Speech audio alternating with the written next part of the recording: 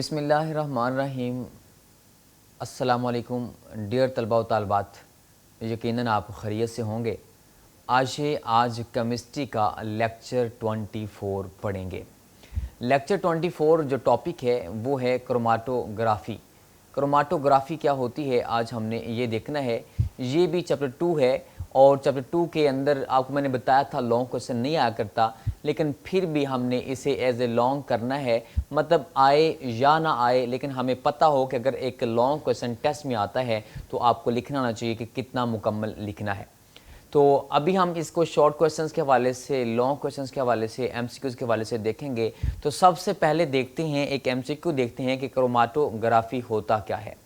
आज का जो हमारा टॉपिक है क्रोमाटोग्राफी, इसके नाम की वजह है ये एक ग्रीक वर्ड है। ग्रीक मीन ये यूनानी ज़ुबान का, जैसे हमारी ज़ुबानी होती है ना, उर्दू ज़ुबान है, चाइनीज़ ज़ुबान है, इंग्लिश ज़ुबान है, मतलब ये सारी जो लैंग्वेजेस होती हैं, ऐसे ही एक ग्रीक ज़ुबान है। तो उस ग्रीक ज़ुबान के अंदर, ग्रीक लैंग्वेज के अंदर, यूनानी ज़ुबान के अंदर ये एक वर्ड है क्या, क्रोमाटस। उस क्रोमाटस का मतलब क्या है, कलर राइटिंग। अच्छा, कलर राइटिंग क्यों कहा? क्योंकि शुरू के अंदर ये तकनीक ऐसी चीज़ों को अलहदा करने के लिए इस्तेमाल होती थी जो कलर्ड होती थी। ऐसे ऑर्गेनिक कंपाउंड्स, मसलन इंक्स हैं, ऐसे चीज़ों को अलहदा करने के लिए इस्तेमाल होती थी। इसलिए इसका नाम हमने क्या रख दिया, क्रोमाटोग्राफी, मतलब कलर राइटिंग।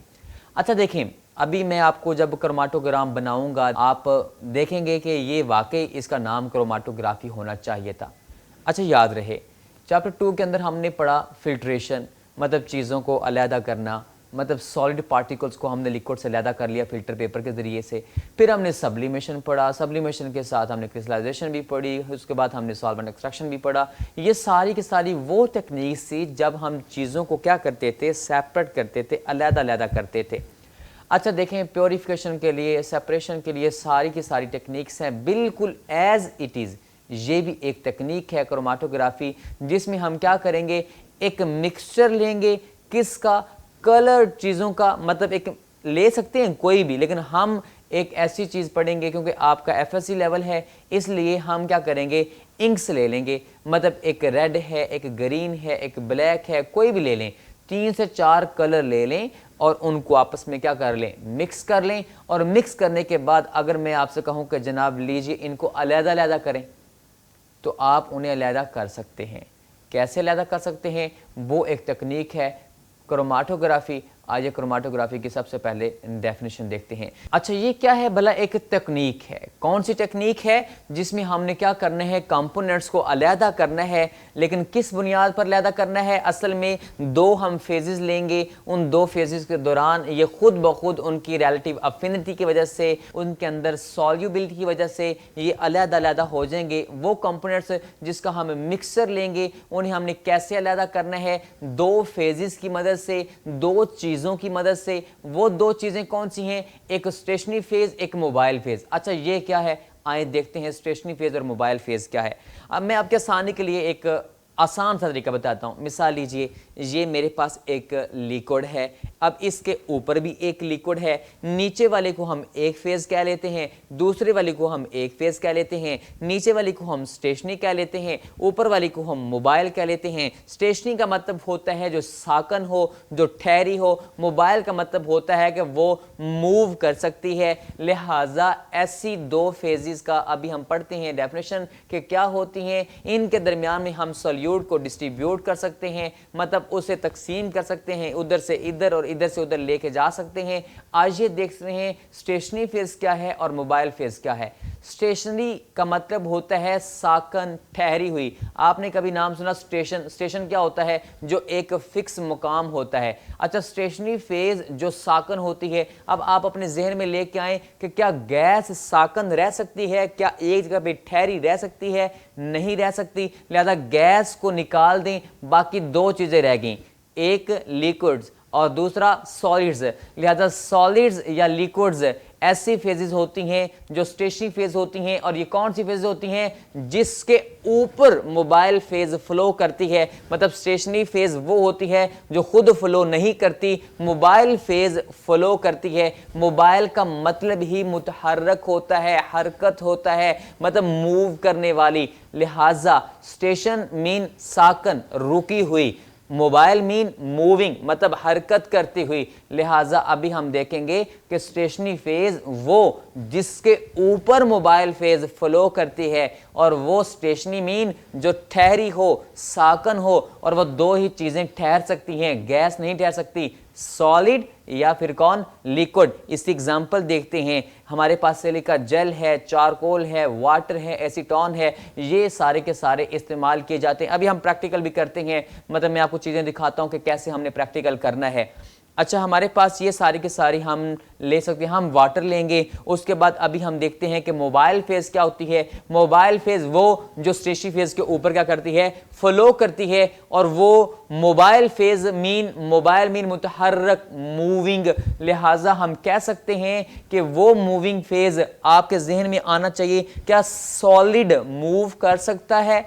नहीं कर सकता। लिहाजा सॉलिड को निकाल दें, बाकी क्या बचा, लिक्विड मूव कर सकता है, बिल्कुल कर सकता है। लिहाजा गैस और लिक्विड हो सकती है। ये आपकी डेफिनेशन होगी कि जो फ्लो करती है किसके ऊपर, स्टेशनरी फेज के ऊपर, उस फेज को क्या कहते हैं, मूविंग फेज कहते हैं, मोबाइल फेज कहते हैं, हरकत करने वाली फेज कहते हैं। और वो कौन हो सकती है, लिक्विड या फिर गैस। इसकी एग्जांपल लीजिए। एग्जांपल हमारे पास नाइट्रोजन गैस है, हाइड्रोजन गैस है, वाटर है, बेंजीन है, एसीटोन है, इथाइल अल्कोहल है।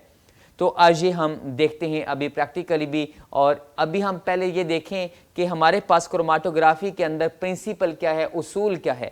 आइए, प्रिंसिपल के अंदर सबसे पहला पॉइंट ये है कि दो चीज़ों के ऊपर ये डिपेंडेंस है। अच्छा, क्या मतलब, कैसे? सबसे पहले वो जो कंपोनेंट दो उन सॉल्वेंट्स के दरमियान में तकसीम हो जाता है, उसकी आखिर वजह क्या है?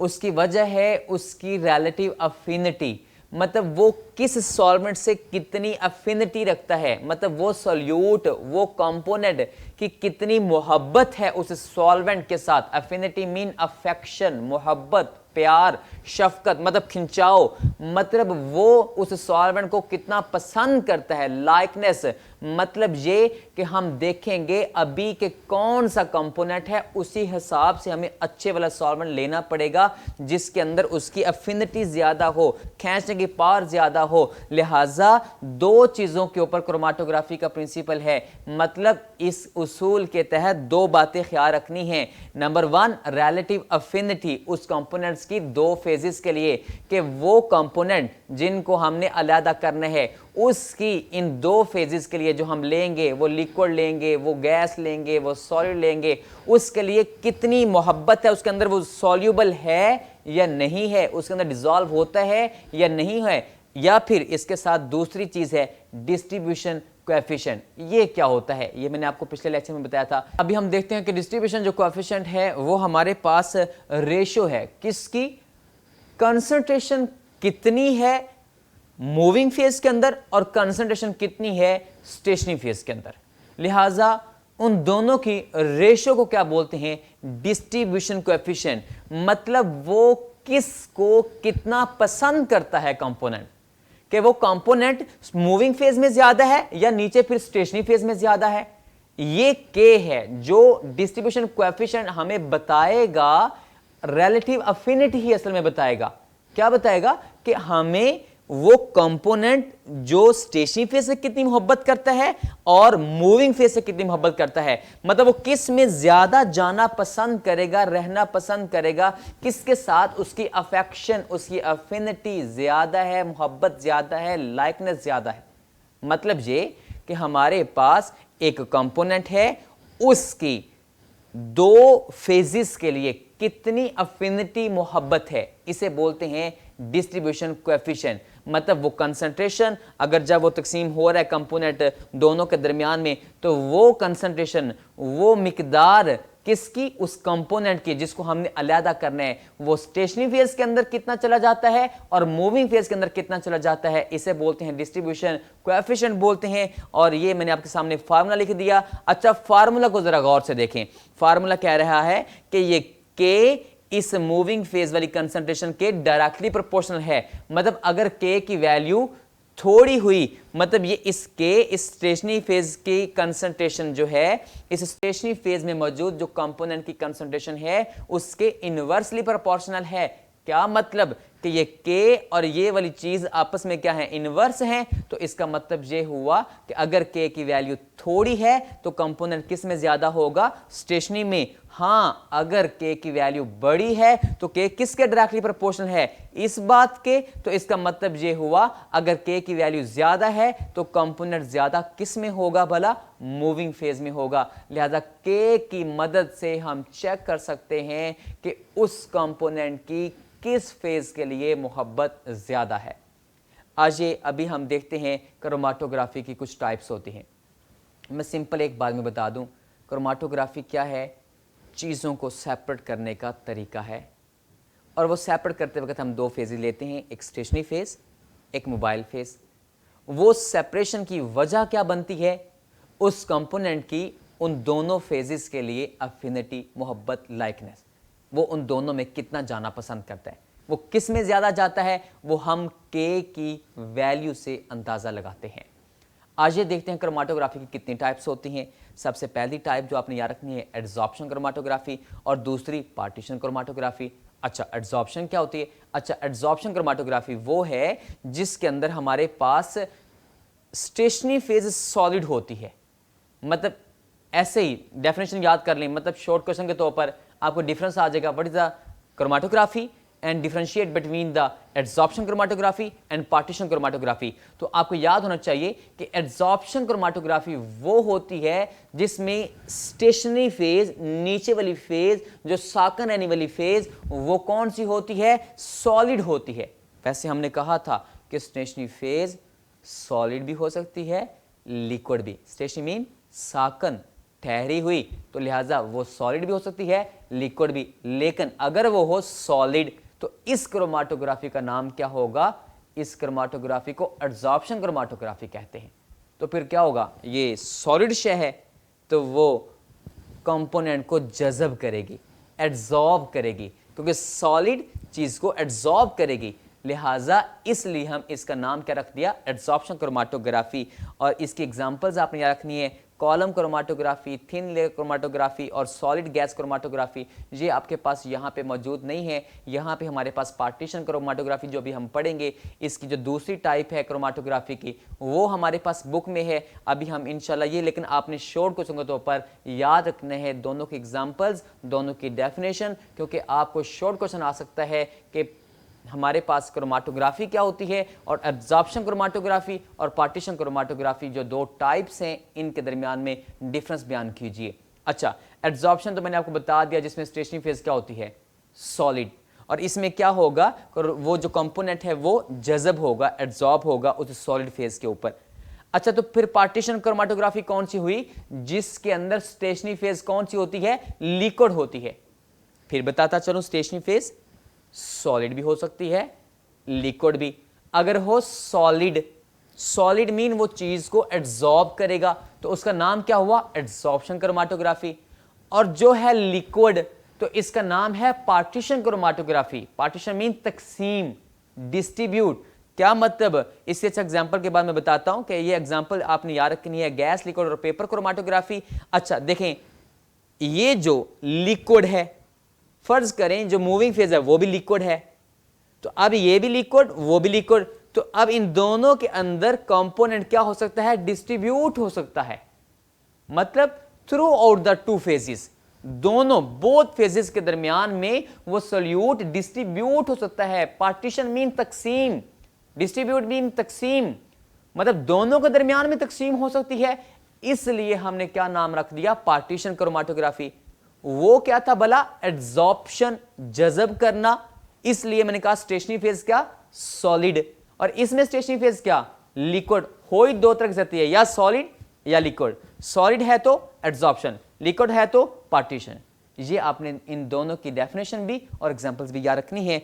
आइए हम देखते हैं टाइप्स ऑफ क्रोमाटोग्राफी में जो हमने पढ़नी है वो कौन सी टाइप है। वो है पेपर क्रोमाटोग्राफी। पेपर क्रोमाटोग्राफी कौन सी होती है? जिसमें पार्टीशन क्रोमाटोग्राफी की टाइप है, जिसके अंदर स्टेशनरी फेज कौन सी होगी? लिक्विड होगी। अभी अभी आपको बता के आया हूं कि एड्सॉर्प्शन में स्टेशनरी फेज सॉलिड होती है और पार्टीशन में लिक्विड होती है। लिहाजा पेपर क्रोमाटोग्राफी अगर पार्टीशन क्रोमाटोग्राफी की टाइप है तो इसका मतलब इसके अंदर स्टेशनरी फेज कौन सी होगी? लिक्विड होगी। वो आप वाटर वगैरह ले लीजिए, इथाइल अल्कोहल ले लीजिए, एसीटोन ले लीजिए, वो कुछ भी ले लीजिए। तो जो इसमें मूविंग फेज लेनी है ना, वो मूविंग फेज आप कौन सी ले लीजिए? वो ऑर्गेनिक कंपाउंड ले लीजिए। और हमारे पास इसके अंदर एक बात का ख्याल रहे कि सॉल्यूट दोनों के दरमियान में डिस्ट्रीब्यूट हो सकता है, दो लिक्विड्स के दरमियान में। अभी हम देखते हैं कैसे वो सॉल्यूट डिस्ट्रीब्यूट होगा, वो स्याहियां हम कैसे अलहदा कर लेंगे, वो कैसे तकसीम हो जाएंगी दो लिक्विड्स के दरमियान में।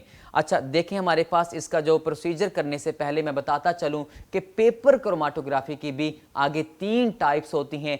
एक असेंडिंग, दूसरी डिसेंडिंग और तीसरी रेडियल या सर्कुलर। असेंडिंग का मतलब होता है ऊपर की तरफ मूव करना और डिसेंडिंग का मतलब है नीचे की तरफ मूव करना और रेडियल या सर्कुलर का मतलब क्या होता है? ऐसे सर्कल में मूव करना बाहर की तरफ। मैं आपको दिखा देता हूं कि कैसे। चलिए फर्ज करें ये हमारे पास असेंडिंग मोड है। तो असेंडिंग मोड में क्या हुआ? ये आपका पेपर है और ये वो स्याही है, मतलब जो स्पॉट मैंने लगाया हुआ है। अब नीचे ये सॉल्वेंट है। अब ये सॉल्वेंट उस स्याही को ऊपर की तरफ मूव कर रहा है, तो इसका फिर नाम क्या होगा? असेंडिंग, मतलब ascending paper chromatography. Paper chromatography की कितनी टाइप्स? 3। एक असेंडिंग, दूसरी डिसेंडिंग और उसके बाद हमारे पास क्या आ जाएगी? सर्कुलर। अच्छा ये देखें, डिसेंडिंग देखते हैं। डिसेंडिंग में क्या होता है? इसमें सॉल्वेंट जो होता है वो ऊपर वाली साइड पे होता है, तो लिहाजा इसमें उसमें पीछे वाली में क्या था? सॉल्वेंट नीचे था। इसमें सॉल्वेंट कहां? ऊपर, तो इसलिए नीचे को डिसेंडिंग। अब रेडियल देखते हैं, तो ये हमारे पास ये पेपर है। अब इसके दरमियान में ये स्पॉट लगा हुआ है, तो इसके नीचे हम विक लगा देते हैं जो सॉल्वेंट के अंदर डिप करता है, तो सॉल्वेंट विक के जरिए ऊपर तक आता है, तो वो जो स्याही है वो तमाम अतराफ में ऐसे फैलना शुरू कर देगी, वो तमाम अतराफ में फैलना शुरू कर देगी। इसलिए इसका नाम क्या हो जाता है? रेडियल। लिहाजा असेंडिंग में आपने देखा कंपोनेंट मूव करेगा सॉल्वेंट की मदद से किधर को? ऊपर को। डिसेंडिंग में किधर को मूव करेगा? नीचे को। क्यों? क्योंकि उसमें सॉल्वेंट ऊपर वाली साइड पे होता है। और जो रेडियल है इसमें हम क्या करते हैं? पेपर को हम हॉरिजॉन्टली रखा जाता है और उसके नीचे से हम सॉल्वेंट इस तरीके से विक के जरिए प्रोवाइड करते हैं। तो जब वो कंपोनेंट तर होता है, वेट होता है सॉल्वेंट की मदद से, मतलब सॉल्वेंट के अंदर हल होना शुरू होता है, तो वो फैलना शुरू कर देता है। तो वो ऐसे फैलना शुरू कर देगा, तो वो उसे नाम दे देंगे हम कौन सा? रेडियल या सर्कुलर। ये 3 टाइप्स हैं किसकी?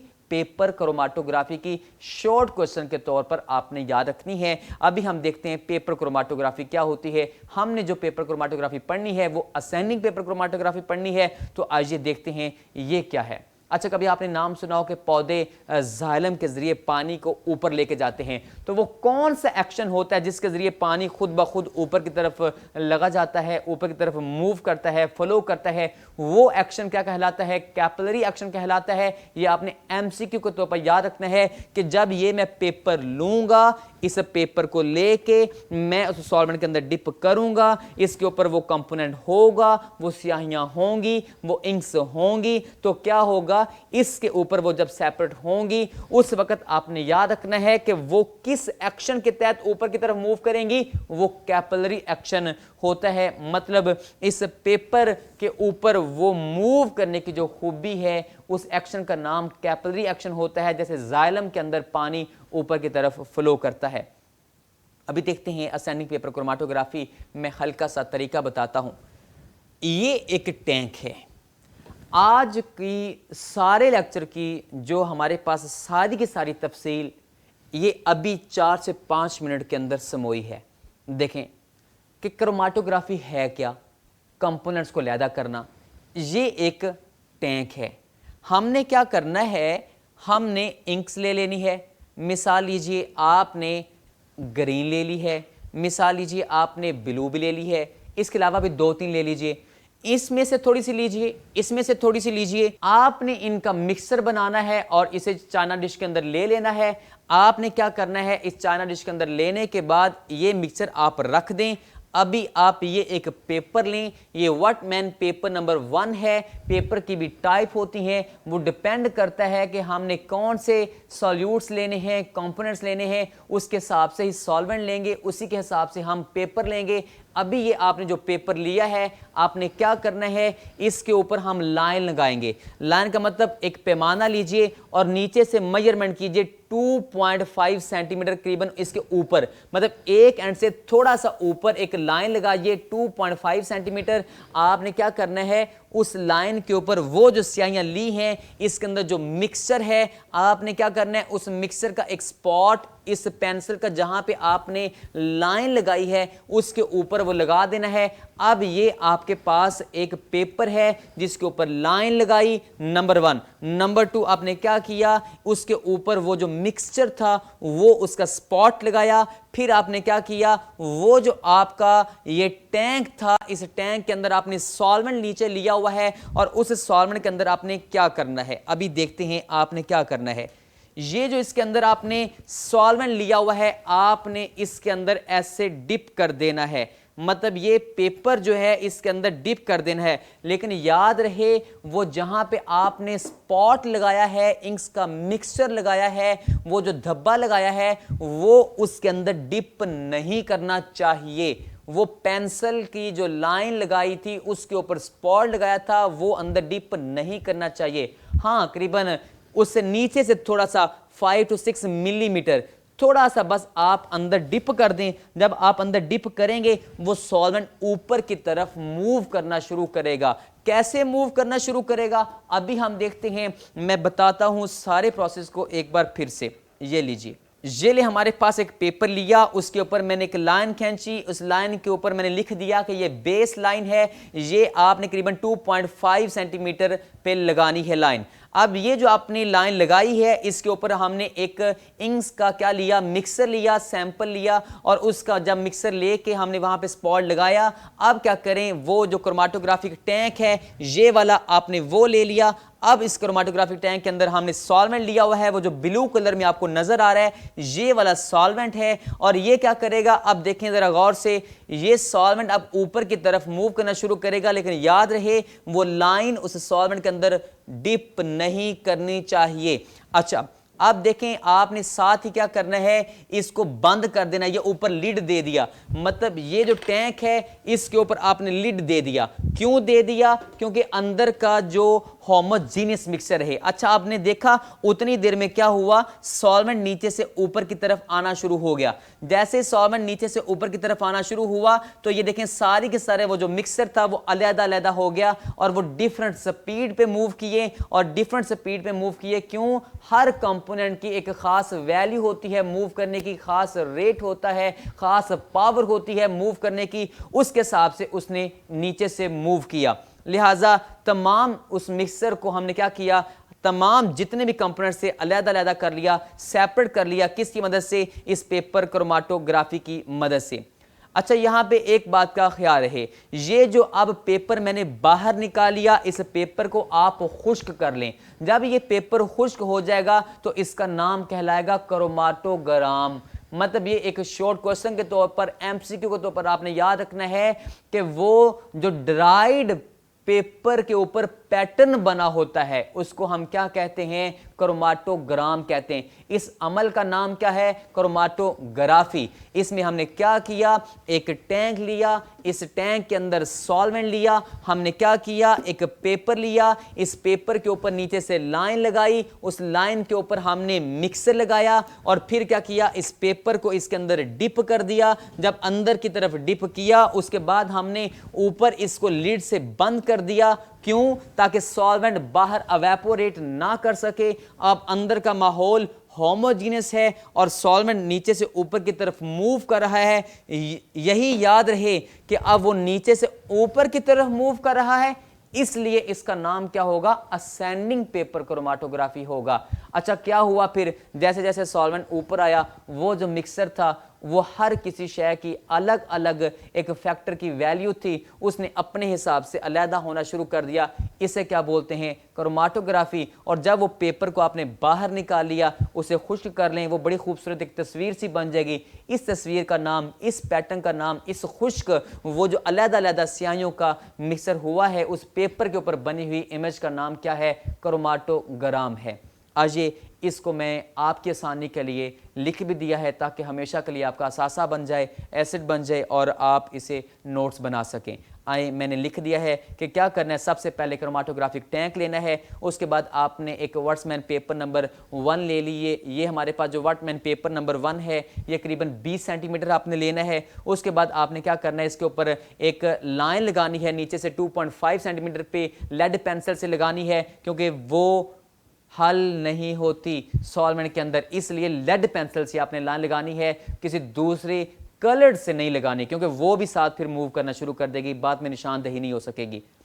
अच्छा, अब आपने क्या करना है, आपने उस लाइन के ऊपर उस मिक्सर का स्पॉट लगा देना है, और स्पॉट लगाने के बाद आपने क्या करना है, आपको पता है कि वो कंपोनेंट्स अब ऊपर की तरफ मूव करना शुरू कर देंगे। और आपने क्या करना है कि कंपोनेंट्स जहां पे आपने मिक्सर लिया उसके साथ ही दो प्योर जो बिल्कुल मतलब रेड है या बिल्कुल मतलब ब्लैक है या ब्लू है, उसका भी एक एक सपोर्ट एक साइड पे लगा दें उसी पेंसिल की लाइन के ऊपर, मतलब ताकि हमें पता लग सके कि जो प्योर एक कंपोनेंट है उसकी कितनी मूव करने की पावर है, और मिक्सर के अंदर हम उसका कंपेयर कर सकें। आए देखते हैं। अभी हमारे पास उसके बाद आपने क्या करना है कि दोनों जब स्पॉट्स खुश्क हो जाएं तो फिर आपने इस पेपर को डिप कर देना है, किसके अंदर? उस वाटर जो टैंक लिया था आपने, क्रोमाटोग्राफिक टैंक था, उसके अंदर सॉल्वेंट था, वाटर था या इथाइल अल्कोहल था, उसके अंदर डिप किया। करीबन कितना डिप करना है? नीचे से करीबन 5 से 6 मिलीमीटर डिप करना है। उसके बाद आपने क्या करना है, उसको ऊपर से लिड देने के बाद कवर कर देना है, और कवर भरने के बाद आपको ख्याल रहे कि अब वो ऊपर की तरफ ऑटोमेटिकली सॉल्वेंट मूव करेगा, और मूव करने के बाद क्या होगा कि वो अपवर्ड मूव कर रहा है। वो किस तरीके से मूव कर रहा है अपने कोएफिशिएंट पे डिपेंड करता है। ये मैं आपको बता चुका हूं कि वो हर किसी, मसलन मिसाल लीजिए मैं आपको बताता चलूं, जो कंपोनेंट, जो इंक उस सॉल्वेंट में ज्यादा हल होती है वो फास्टर मूव करेगी, और जो हल ही नहीं होती वो उस पेंसिल की लाइन के ऊपर ही रहेगी, वो मूव ही नहीं करेगी, और जो थोड़ी हल होती है वो स्लो मूव करेगी। ये है डिस्ट्रीब्यूशन कोएफिशिएंट, ये है अफिनिटी कि एक कंपोनेंट की उस सॉल्वेंट के लिए कितनी अट्रैक्शन है, मोहब्बत है, कशिश है, अफिनिटी है, लाइकनेस है, कि वो कितना उसके अंदर हल हो जाता है कंपोनेंट। जितना ज्यादा हल होगा वो उतना मूव फास्टर, और जितना कम हल होगा उतना मूव स्लो, और अगर हल ही नहीं होता तो फिर वो वहीं पर रहेगा, वो अलहदा होगा ही नहीं, वो उसी लाइन के ऊपर रहेगा। अच्छा देखें आपने क्या किया, ये आपके सामने एक तस्वीर बनी है मुकम्मल, जिसके अंदर ये पेपर भी नज़र आ रहा है, और वो हमने उसे उसके अंदर लटकाया हुआ है। और उसके बाद हमने क्या किया, सॉल्वेंट जब मूव किया ऊपर की तरफ, यहाँ तक मूव किया, सॉल्वेंट जहाँ तक मूव करेगा आपने क्या करना है, जैसे ही इसे बाहर निकालना है, सॉल्वेंट फ़र्ज़ करें यहाँ तक मूव किया, जब वो तमाम काफ़ी हद तक मूव कर जाएगा तो करीबन 3 हिस्से पेपर के, तो जब ऊपर तक आ जाएगा आपने बाहर निकालते साथ जहां तक सॉल्वेंट मूव किया है उसके ऊपर आपने लाइन लगा लेनी है। क्यों लाइन क्यों लगानी है अभी बताता हूं। एक फार्मूला हमने क्योंकि उसके अंदर उसकी वैल्यू पुट करनी है। आपने क्या करना है कि हमारे पास स्ट्रिप को बाहर निकाल लिया, स्ट्रिप को बाहर निकालने के बाद मैंने आपको बताया कि उसके ऊपर लाइन लगा लेनी है, पोजीशन मार्क कर लेनी है कि रेड जो हमारे पास कहाँ तक गई वहाँ भी निशान लगा लें, ब्लू कहाँ तक गई वहाँ भी निशान लगा लें, और इसी तरीके से ब्लैक कहाँ तक गई उसका भी निशान लगा लें, और सॉल्वेंट कहाँ तक गया उसका भी एक निशान लगा लें। अब आपको पता लग गया, सबका डिस्टेंस पता लग गया कि ब्लू ने इतना डिस्टेंस कवर किया, ब्लैक ने इतना डिस्टेंस कवर किया, रेड ने इतना डिस्टेंस कवर किया। अब आपके पास ये क्रोमाटोग्राम बन गया। ये मैंने इसके ऊपर लिख दिया कि दिस इज़ MCQ, कि ये क्रोमाटोग्राम कहलाता है। कौन? जब वो ऊपर खुश्क हो जाएगा उसे आप बाहर निकालेंगे, खुश्क होने के बाद क्रोमाटोग्राम कहते हैं। अच्छा ख्याल रहे कि अगर तो वो कलर्ड चीज़ें होंगी तो फिर तो आपको पता लग जाएगा। लेकिन अगर वो कलर्ड चीज़ें नहीं हैं तो ऐसी चीज़ों को भी हम अलहदा तो कर सकते हैं, क्योंकि कलर्ड इसलिए हमने यूज़ किया क्योंकि क्रोमाटोग्राफी का मतलब ही क्या था, कलर राइटिंग, क्योंकि क्रोमाटोस के लफ्ज़ से वो बना था। ये शुरू में इसके लिए इस्तेमाल करते थे, इसलिए हमने इंक्स की बात की, वरना ऐसा नहीं कि सिर्फ इंक्स को अलहदा कर सकते हैं, ऐसी और भी चीज़ों को अलहदा कर सकते हैं, ऑर्गेनिक कंपाउंड्स को अलहदा कर सकते हैं। लिहाजा उसके लिए फिर अलग से तरीके हैं, फिज़िकल हैं, केमिकल हैं, कि उसको हमें कैसे पता लगेगा कि वो कितना फ़ासला उसने तय किया है। वो काफ़ी प्रोसेस से गुजरने के बाद होता है। अच्छा देखें, असेंडिंग पेपर क्रोमाटोग्राफी के अंदर एक बात का ख्याल है कि जिसने जितना डिस्टेंस कवर किया उसकी हमने वैल्यू निकालनी है। इस वैल्यू को बोलते हैं रिटार्डेशन फैक्टर, इसे RF से डिनोट करते हैं। और ये क्या है कि जितना डिस्टेंस ट्रैवल किया उस कंपोनेंट ने और जितना डिस्टेंस ट्रैवल किया सॉल्वेंट ने। मतलब क्या कि हम कहेंगे जितना डिस्टेंस ट्रैवल किया ब्लू ने, नीचे जितना सॉल्वेंट ने। फिर इसी तरीके से जितना डिस्टेंस कवर किया ब्लैक ने और नीचे जितना कवर किया वाटर ने, मतलब सॉल्वेंट ने। इस तरीके से उसकी RF वैल्यू निकालेंगे। ये बाकायदा खुद एक शॉर्ट क्वेश्चन है कि व्हाट इज़ RF और इसके यूनिट्स क्यों नहीं होते। अभी बताता हूँ कि यूनिट्स क्यों नहीं होते। अच्छा देखें, ये आपके सामने मैंने बना दिया कि ये ब्लू ने इतना फासला तय किया, ये पर्पल ने इतना, रेड ने इतना और सॉल्वेंट ने इतना। तो हम इस यहाँ से वैल्यू ऐसे बिल्कुल बाकायदा आपके पास जो पेपर होगा लेड पेंसिल से बाकायदा आपने खुद ऊपर लाइन लगा के लिखना है इसके ऊपर कि ये ब्लू ने 35 इतना, मतलब जितना भी मिलीमीटर, जितना भी उसने फासला तय किया है वो आपने बाकायदा ऊपर लिखना है। अच्छा, ये हमारे पास रिटार्डेशन फैक्टर निकल आएगा। तो जब रिटार्डेशन फैक्टर की वैल्यू निकल आए तो आपको पता होना चाहिए इसके कोई यूनिट्स नहीं होते। क्यों? क्योंकि ये एक सिंपल रेशो है, मैथमेटिकल भी जो रेशो होती है कि कंसंट्रेशन है ऊपर भी और नीचे भी कंसंट्रेशन है, उसके कोई यूनिट्स नहीं हो सकते। इसलिए आपने ये ऐसे ही आंसर लिख देना है, रिटार्डेशन फैक्टर की डेफिनेशन, उसका फार्मूला और एंड पे आपने बाकायदा लिखना है कि इसके यूनिट्स क्यों नहीं होते, because it is a simple mathematically ratio.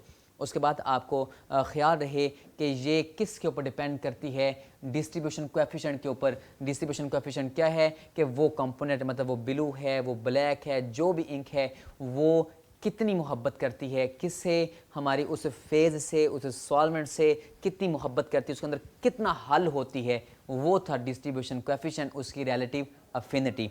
अच्छा देखें, हमारे पास क्रोमाटोग्राफी के यूजेस भी शॉर्ट क्वेश्चन के तौर पर आपने याद रखने हैं कि हमारे पास आइडेंटिफिकेशन ऑफ कंपाउंड्स हम कर सकते हैं, शनाख्त कर सकते हैं कि ये कौन सा है। मसलन अमीनो एसिड्स हैं तो हम उनके अंदर शनाख्त कर सकते हैं कि ये कौन है, ये कौन है। रिटार्डेशन फैक्टर से पता लग जाता है कि किसने कितना डिस्टेंस तय किया।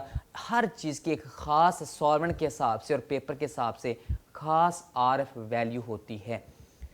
तो इसके बाद इसका ये भी फ़ायदा है कि क्वालिटेटिव और क्वांटिटेटिव एनालिसिस में हम इसे यूज़ करते हैं। जब आप लैब में यूज़ करेंगे क्वालिटी का पता लगता है कि कितनी चीज़ प्योर है, वो कितना उसके अंदर हल हुई, कितना उसकी RF वैल्यू निकली।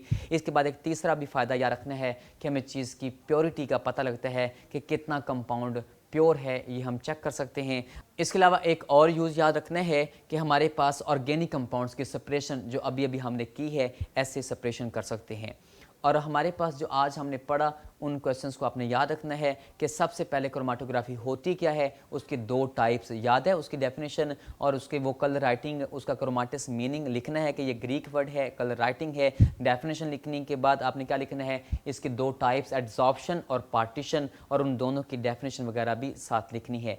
उसके बाद आपने याद रखना है कि क्रोमाटोग्राफी क्या है, पेपर क्रोमाटोग्राफी क्या है और उसकी मेथड क्या है, उसके सम टाइप्स कौन सी हैं। पेपर क्रोमाटोग्राफी की जो टाइप्स थी आपको पता है कि वो कौन सी थी, असेंडिंग, डिसेंडिंग, रेडियल या सर्कुलर। उसके बाद आपने जो याद रखना है कि RF वैल्यू क्या होती है और इसके यूनिट्स क्यों नहीं होते। उसके बाद आपने याद रखना है कि असेंडिंग पेपर क्रोमाटोग्राफी जो हमने एंड पे की, ये जो वाटर टैंक वाली, इस क्रोमाटोग्राफिक टैंक के अंदर हमने ये जो सारा प्रोसेस किया है, इसका क्या प्रोसीजर है, ये कैसे करते हैं और इसकी इंस्ट्रूमेंटेशन क्या है, इसके अंदर क्या क्या इस्तेमाल होता है, वो सारी की सारी चीज़ें आपने बतानी है। और आखिर पे आपने यूजेस भी बताने हैं किसके, क्रोमाटोग्राफी के। ये आज का लास्ट क्वेश्चन था, ये आज चैप्टर 2 का भी लास्ट ही टॉपिक था। इंशाल्लाह अगले लेक्चर के अंदर हम चैप्टर 2 के कुछ MCQs और कुछ शॉर्ट क्वेश्चंस को मज़ीद देखेंगे।